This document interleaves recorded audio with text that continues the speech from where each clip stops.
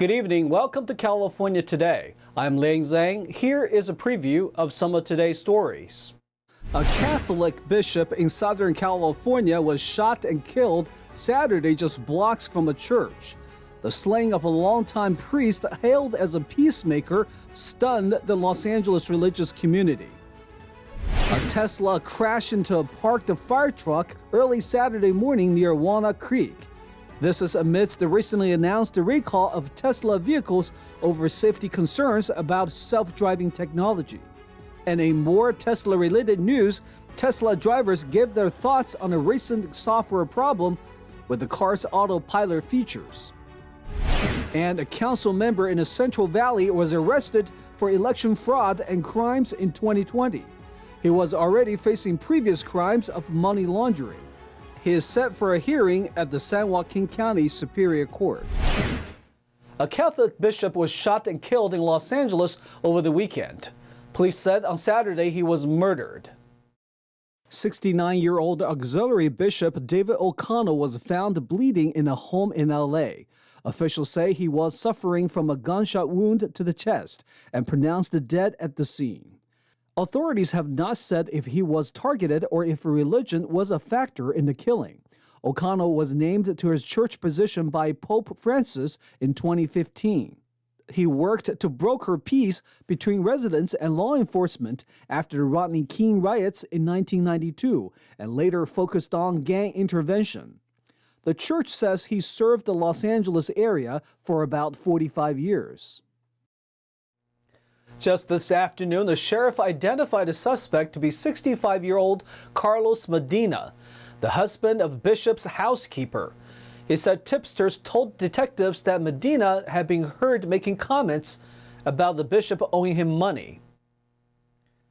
A parked fire truck was struck by a Tesla driver in California. The fatal accident killed one and injured another. NTD's Jayson has more. A Tesla driver struck a stopped fire truck early Saturday morning near Walnut Creek, California. The Contra Costa Fire Protection District says the driver was pronounced dead at the scene and the passenger was taken to a nearby hospital with major injuries. 4 firefighters were also transported to a hospital for precautionary measures. The California Highway Patrol says the fire engine was parked and assisting a traffic crash scene when the approaching Tesla Model S driver crashed into the rear of the truck. The CHP says at this time it's unclear if any drugs or alcohol were involved, nor has it been determined if any driver assistance or automation activation was in use when the crash happened. The police are asking for witnesses or anyone with information on the incident to please contact CHP Contra Costa at 925-646-4980. Jayson Blair, NTD News, California. Tesla is recalling over 362,000 vehicles. This is after the National Highway Traffic Safety Administration warned about Tesla's self-driving driver assistance system. The agency said the software allows a vehicle to exceed speed limits or travel through intersections in an unlawful or unpredictable manner, increasing the risk of a crash. But CEO Elon Musk says a software update will be issued to fix the problem remotely. Let's hear what American drivers have to say about Tesla's decision. At a Tesla charging station on Los Angeles' Sunset Boulevard, most drivers aren't yet aware about the latest recall, but many say they believe things are moving in a positive direction. I didn't know about this, to be honest, and I use it all the time. I use the self-driving a lot, when you double tap, and I use it mainly on the freeways, and I don't have any troubles or problems with it, but you're breaking the news to me, so this is the first time I'm hearing it. No, I hadn't heard about it, but obviously when you're innovating, there's going to be hits and misses, and you're going to go back to the shop to try to improve things. So all in all, it's probably a good idea, and they'll just do another iteration, and it'll continue to get better and better. That's not surprising, just something that's probably more safe until it's completely secure and safe to get on the road. Others share concerns about the potential risks of the driver assistance system. Around construction, it's not good. If it's a pretty standard road, it's actually very good. But you get into a situation where it's a little bit not as refined, where you're driving, it's not great. Tesla's recall covers Model S and Model X vehicles from 2016 to 2023. Model 3 from 2017 to 2023, and Model Y from 2020 to 2023. They are either equipped with the full self-driving beta software or pending installation. Last year, Tesla called back over 50,000 cars with the same software. The automaker says the software could make some cars stop too slowly. The company cautions that advanced driving features don't make the cars autonomous and that drivers must still pay attention. A council member in the Central Valley was arrested for election fraud and crimes in 2020. He was already facing previous crimes of money laundering. Lodi City Council member Shakir Khan was arrested on February 16th for a series of crimes revolving around the 2020 election. According to the San Joaquin County District Attorney's Office, Khan was arraigned on 14 felony counts involving election fraud between June 1st through November 3rd, 2020. Our investigation uncovered that Councilman Shakir Khan has attempted to undermine, manipulate, and violate one of our most fundamental rights here in our country, and that is the right to free and fair elections. His charges include creating false voter registration, submitting fake registration to Secretary of State, fraudulently casting votes, among others. I would like to note that it appears Councilman Shakir Khan has targeted members of his own community, our Pakistani community in the North County, and we are doing everything we can to work with them to make sure that they are protected and that any damage done to them or their families is corrected by this man's actions. The mayor said the council received his resignation on February 16th. I had the opportunity to speak with him here at the county jail and ask for his resignation effective immediately. He agreed to resign. The city's fully cooperating with the investigation. Khan was already on investigators' radar for a previous criminal activity. In September 2021, he was arraigned for illegal gambling, tax evasion, and EDD fraud charges. He was not supposed to leave the state or country, but violated the terms he signed. Khan posted his trips to Hawaii, Washington, D.C., and New York on social media. So we said, okay, if he's violating his OR agreement, there's got to be something done about it. So we brought him back to court, told the judge, hey, he's violated his OR agreement. And so the court ultimately decided to put an ankle monitor on him. As far as I know, this is the only sitting council member that we're aware of that is wearing an ankle monitor. So that's kind of unusual too. He will appear at the San Joaquin County Superior Court on February 21st for a hearing on those previous charges. Orange Unified School District's interim superintendent resigned just after 1 month on the job. According to the district spokesperson and parents, his resignation was caused by a conflict between the community members and parents. Interim Superintendent Edward Velasquez resigned from his position at the Orange Unified School District after just 1 month on the job. District spokesperson Hannah Brake told the Epoch Times that Velasquez partially chose to leave because he felt the district's focus had been taken off students.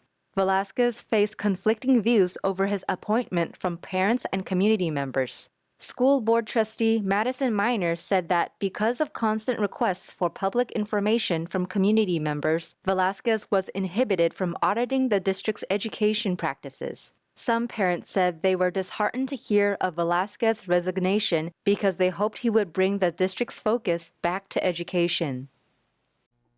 We are going to take a short break, but here's a look at what we got for you when we come back. Artificial intelligence-powered ChatGPT has become a buzzword lately. NTD interviewed a high-tech insider on ChatGPT's current status, his personal experience, and what he thinks the future holds. The new Los Angeles Galaxy away shirt made by Adidas was released last Thursday. The shirt is inspired by the city flag of Los Angeles, and it will be worn in the 2023 and 2024 MLS campaigns. That and more on California Today.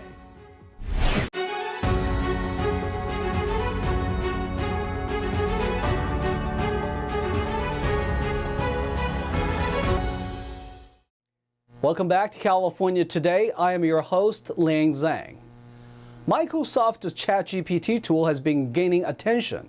Now, with the growing use of artificial intelligence, what its impacts on society? NTD's David Lam spoke with Jeff Berman, CEO and founder of the web browser and search engine Tusk. Jeff, thank you for joining me today. Hey, David. Great to be with you. Thank you. So ChatGPT has been making headlines due to its advanced artificial intelligence and capabilities of holding conversations and responding to people. So as the founder of Tusk, where do you see artificial intelligence as it stands today? Well, it's in its embryo stage for the user. I think the problem is, which I think they're finding out by conservatives, is that whoever's programming it is programming it with kind of their take on what's right and what's wrong. And therefore, when you write something in or you ask the computer something, it kind of regurgitates stuff that's pretty woke. And that's kind of an issue. It's not really artificial intelligence unless you want to talk to somebody who's already woke and they're kind of set in their ways. It's a difficult challenge. Can you elaborate on about your experience using ChatGPT? Yeah, sure. So I've been on it a fair amount, and I started asking it questions like the Biden laptop. Would it have changed the election? And it told me that a lot of people thought that it was misinformation, and we all know that it's not misinformation, although the government has not done anything about it. It's not misinformation. Yet ChatGPT repeated the woke or the progressive standpoint that, oh, this is just Russian disinformation. And when I asked them about the 50 professionals, four-letter or three-letter professionals, CIA type people, what they thought, and it said, well, that was their opinion that it's misinformation, when we all know that it's not. So what's being programmed into it is what you're getting out of it. And if you have a kind of a slanted viewpoint, those are the answers that are going to come back. And so that it is an issue, and maybe they'll be able to correct that. And they say they're going to correct that, but we'll see if they really can. So when it comes to building software and AI, what key factors and principles do you think is important and vital? It's a really tough one. And the key points, I think, are somewhat your audience. But if you have a take on something, like if you typed in, how is gasoline going to help us, or how is petroleum going to help us? My understanding is it will not answer you, or it will tell you basically it's bad news and that we need to get away from it. And that's not the viewpoint of everybody. So in order to do this probably right, it has to be very fair and balanced. I think they'll try and get there, but they're certainly not there yet. Now, back to artificial intelligence and the ChatGPT. What are some capabilities? Well, it's definitely going to change. We have to be kind of careful, because literally this can write papers for you. I mean, literally you could copy and paste. You could ask it, tell me about Tom Sawyer or Huck Finn or something, and it'll write a long brief for you that you could turn in. So we have to be kind of careful that this is not misused by students and they actually do their own research and their own thinking, and they don't just copy and paste. That's a negative downside. I'm not sure how they handle that. As far as business goes, artificial intelligence has been around for a long time in an industry in itself, so that if you're making a widget, the artificial intelligence will realize, will figure out, no, that's the wrong widget, this is the right widget. So that's already existing, and it's being used by companies. In this case, it's the population that gets to ask these questions. And so it could make search interesting, but you got to be careful, because right now there's bias to it. Now, as we progress, where do you see technology's impact on society is? Well, we got to be really careful that we don't turn these AIs into monsters that want to start to believe that they're only right and there's only an answer. Like I put in the ChatGPT about us, and it talked about privacy and security, and I had to ask it, well, what about freedom of speech? And it gave me back a reasonable answer, but then it added I would say some woke things like, yeah, but you got to be careful of freedom of speech because maybe there's misinformation in that information, and I think you leave that up to the reader to decide what's information and what's misinformation. So it will definitely have an impact, and when this is, it's not obviously fully operational now, but when it is, I think it's going to be really interesting. I worry, though, that it will, like a lot of things, it will take sort of this woke position, and a lot of conservatives will be very unhappy because they'll put something in and they'll get answers back that don't fit them. I don't know how exactly they solve that problem, but maybe it's a learning thing to learn that this person's a conservative, yet it wants to tell the other side of the story. So it's kind of a tricky situation. Thank you so much for your time, Jeff. Sure. Great. Thank you, David. The LA Galaxy soccer team unveiled their new jersey on Thursday night in downtown LA. Fans were able to see and hear from their favorite players. NTD's Jackie Rios has more. Fans of the Los Angeles Galaxy eagerly awaited for the 2023 New Jersey and to see their favorite players at the $1 Million Theater. Many also look forward to getting to purchase the new jersey. From what I've seen, it looks pretty nice. Now that I have time, I'm able to go to matches and all that kind of stuff. So it's pretty fun being at the stadium than watching them at home. Well, it's both of them are fun, but I just love the atmosphere being at the stadium with all the people there. The last time I went, they only had like a pre-order, so I wish they would have the youth jerseys, but I'll get them. Just check out what the Galaxy have to offer for the New Jersey. Support the team, like always, every year. That's why we're here, support the team. The green, gold, and red colors of the New Jersey is a tribute to the soccer club's history and represents the city of Los Angeles. In attendance was the club's captain, Javier Chicharito Hernandez, who answered questions from LA Galaxy's broadcaster, Joe Tutino. Chicharito shared what keeps him driven. I'm a true competitor, so whatever it takes inside the rules, I'm going to do whatever it takes to try to win, right? So, and then I think when I was a kid, my mother always told me that, of course, you can inspire people, you can motivate people, and you can make someone be a better version of themselves when you speak or when you speak about knowledge, right? But the most important part is the example in certain ways. So what I try to do with my passion. Tutino has been with the club since its inception in 1996. He commented on Julian Araujo's recent departure from the team, as Araujo has signed with FC Barcelona. The LA Galaxy and LAFC are set to renew their rivalry at the iconic Rose Bowl Stadium on Saturday, February 25th, kicking off the 2023 Major League Soccer season. Jackie Rios, NTD News, Los Angeles. Now let's check in with NTD's Tyler Castillo for today's Sports Roundup.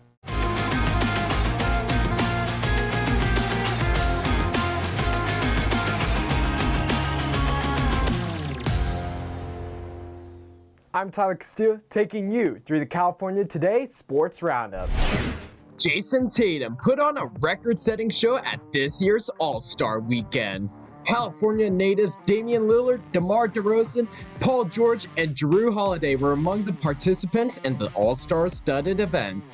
Tatum scored an All-Star game record 55 points on his way to winning MVP honors, and Team Giannis ended LeBron James' hold on All-Star captain supremacy by beating Team LeBron 184-175 in the NBA's annual exhibition on Sunday night. Tatum had 27 points in the third quarter, setting an All-Star game record for any period. He was the first pick by Antetokounmpo in the starters portion of the All-Star draft, and in the end, that pick proved to be the right choice. Tatum walked away with the first ever Kobe Bryant Trophy, an award given to the MVP of the All-Star Game, and named after Tatum's role model.